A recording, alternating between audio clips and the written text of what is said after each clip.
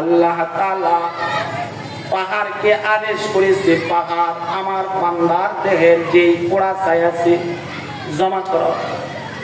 পানিরে আদেশ করেছে, আমার বান্দার দেহের যে ছাই আছে জমা করো। বাতাসে আদেশ করেছে, আমার দেহের যে ছাই আছে, বান্দার দেহের যে ছাই আছে জমা করো। সব কিছু জমা করার পর বান্দা আল্লাহর আদালতে দাঁড়ায় গেছে।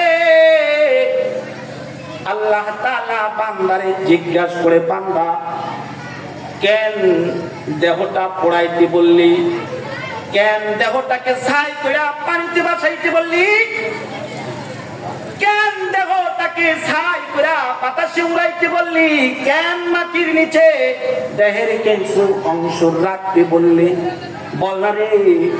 বান্দা চোখের পানি ছাড়ে আর কয়, আল্লাহ তাকওয়াল্লাহ, তোমার ভয় এই কাজ করতে আমারে বাধ্য করেছে। কেন বাধ্য করেছে? হায়াতের জিন্দেগিতে এমন কোন আমল নাই যে আমল লইয়া তোমার দরবারে দাঁড়াবো, যে আমলের বিনিময়ে জান্নাত চাইবো। জান্নাত চাওয়ার মতো এমন কোন আমল আমার হায়াতের জিন্দেগিতে নাই। তাই তোমার ভয়ে নিজের দেহকে পোড়ায় ফেলাইছে।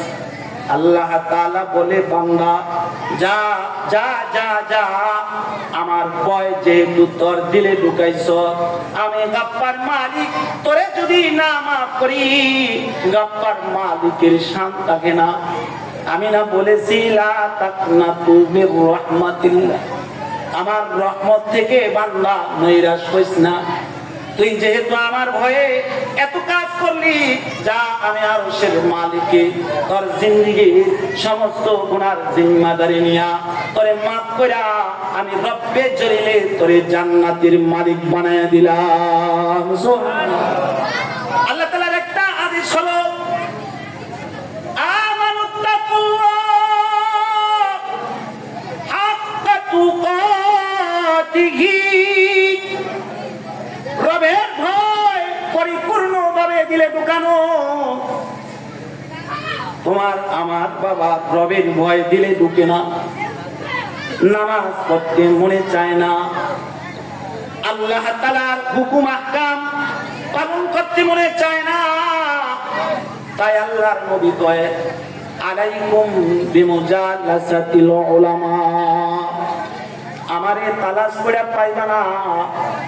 হাবিবে কিবরিয়া বলে, আমি মুহাম্মাদুর রাসূলুল্লাহরে তালাশ করে পাবি না, আবু বকরে তালাশ করে পাবি না, ওসমানরে তালাশ করে পাবি না, আমার সোয়ালব্দ সাহাবী তালাশ করে পাবি না। তবে আমার এক শ্রেণীর সেনাবাহিনী রেখে গেলাম, তারা হলো উলামা। আমি নবীর মজলিসে বসলে যেরকম সগীরা গুনাহগুলো মাফ হয়ে যায়, আমি নবীর চেহারার দিকে তাকায়া থাকলে যেরকম উম্মতেরা রে সগীরা গুনাহগুলা ঝরে পড়ে যায়।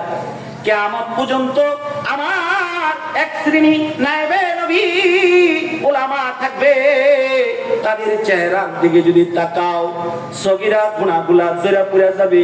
আওয়াজ করে কোন সুবহানাল্লাহ, আরো আস্তে কোন। আলহামদুলিল্লাহ, আমাদের আজকের মাহফিলের সহসভাপতি জনাব মোহাম্মদ নাজমুল হাসান বাদুল মিয়া আলহামদুলিল্লাহ এইমাত্র আমাদের মাঝে তাশরীফ এনেছেন। আমরা ওনার জন্য দোয়া করব, আল্লাহ পাক যেন ওনাকে দীর্ঘায়ু দান করে, সকলে বলে আমিন।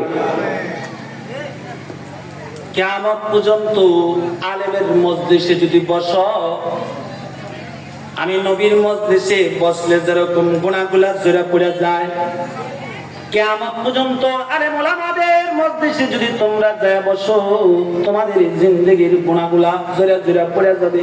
আওয়াজ করে কোন সুবহানাল্লাহ, আরো জোরে আওয়াজ করে কোন সুবহানাল্লাহ। আল্লাহর রাসূল বলেন, আলেমের মজলিসে যদি কেউ বসে যায়, পথ হারাম মানুষগুলা পথের সন্ধান পেয়ে ফেলায়। আল্লাহর নবী বলে, পথ হারাম মানুষগুলা পথের সন্ধান পায়া ফেলায়। আওয়াজ করে কোন সুবহানাল্লাহ। আল্লাহ ভুলা মানুষগুলা আল্লাহর সাথে সম্পর্ক হয়ে যায়। আল্লাহ ভুলা মানুষগুলা আল্লাহর সাথে সম্পর্ক হয়ে যায় জাহান্নামের পথে যারা চলতেছে,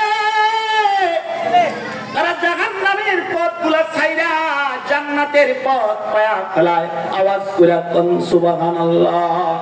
শুধু আল্লাহর নবী বলে তা নয়, আল্লাহ তাআলাও কয় মুখে মুখে মুমিন দাবি করো, মুখে মুখে তুমি মুসলমান। মুসলমান হইতে গেলে বক্ষে ঈমান লাগে। তোমার ঈমান বাড়ে না কমে তোমার জানতে হবে।